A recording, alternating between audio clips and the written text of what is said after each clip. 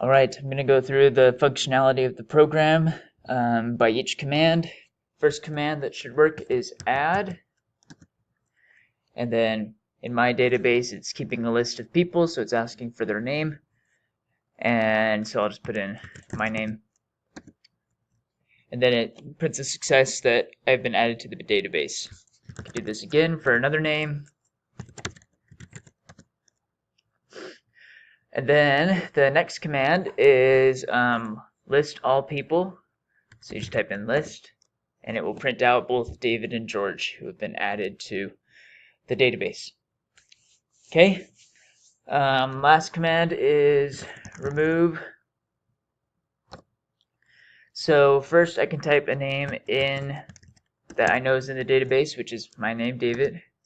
And it will say successfully remove David from the database. If you list the items again, now only George is listed. Okay. And then if I do remove and then somebody who is not in the database, it says could not find Nick in the database, and George is still there. I accidentally demonstrated as well the functionality that if there's a command entered that is not recognized, then the program prints I don't understand the command list. You can do this for anything and it won't know what it is.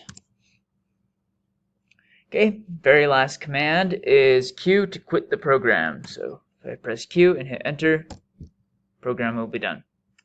And that is it